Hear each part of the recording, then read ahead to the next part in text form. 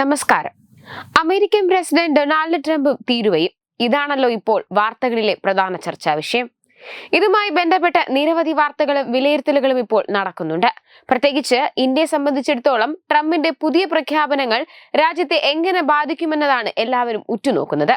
അതിലേറ്റവും ചർച്ച ചെയ്യപ്പെട്ടിട്ടുള്ള ഒന്നാണ് തീരുവ.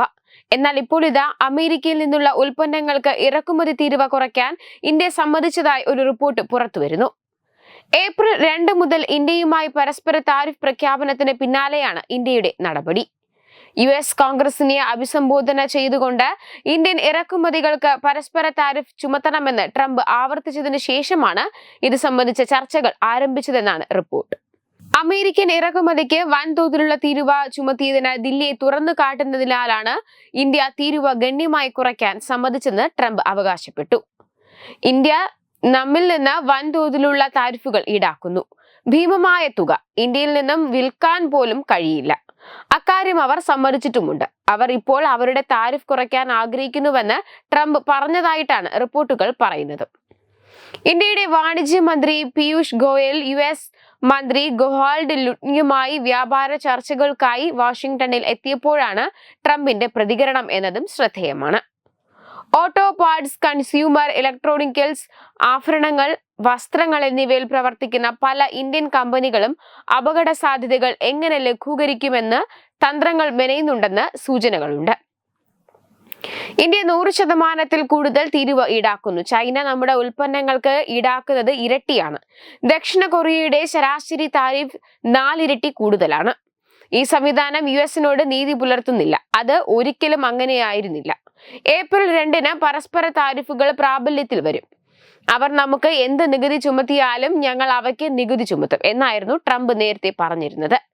വ്യാപാര പങ്കാളികൾ US-നെ അവരുടെ വിപണിയിൽ നിന്ന് അകറ്റി നിർത്താൻ പണേതര താരിഫുകൾ ഉപയോഗിക്കുകയാണെങ്കിൽ അവരെ നമ്മുടെ വിപണിയിൽ നിന്ന് അകറ്റി നിർത്താൻ നമ്മൾ പണേതര മാർഗങ്ങൾ ഉപയോഗിക്കുമെന്നും ട്രംപ് മുന്നറിയിപ്പ് നൽകിയിരുന്നു. US ട്രില്യൺ കണക്കിന് ഡോളർ സമാഹരിക്കുകയും മുൻപ് കണ്ടിട്ടില്ലാത്ത തരത്തിലുള്ള തൊഴിലവസരങ്ങൾ സൃഷ്ടിക്കുകയും ചെയ്യും. എല്ലാ രാജ്യങ്ങളും പതിറ്റാണ്ടുകളായി നമ്മളെ പിഴിയുകയായിരുന്നു എന്നും ഇനി അത് സംഭവിക്കാൻ അനുവദിക്കില്ലെന്നും ട്രംപ് പറഞ്ഞു. ദിവസങ്ങൾക്ക് മുൻപ് കാർഷിക ഉൽപ്പന്നങ്ങൾ ഒഴികെയുള്ള മിക്കവാറും എല്ലാ വസ്തുക്കളുടെയും തീരുവ നീക്കം ചെയ്യൽ US ഇന്ത്യയോട് ആവശ്യപ്പെട്ടിരുന്നു. ലോകത്തിലെ ഏറ്റവും ഉയർന്ന താരിഫുകളിൽ ചിലത് ഇന്ത്യയിലാണെന്ന് US വാണിജ്യ സെക്രട്ടറി ഹൊവാൾഡ് ലുട്നിക് അഭിപ്രായപ്പെട്ടിരുന്നു. അതിനിടെ US-ഉമായുള്ള ആസൂത്രിത ഉഭയകക്ഷി വ്യാപാര കരാർ ഇരു രാജ്യങ്ങളും തമ്മിലുള്ള ഉഭയകക്ഷി വ്യാപാരം വർദ്ധിപ്പിക്കാൻ സാധ്യതയുണ്ടെന്ന് വിദേശകാര്യ മന്ത്രാലയ വക്താവ് രൺധീർ ജയ്സ്വാൾ പറഞ്ഞു.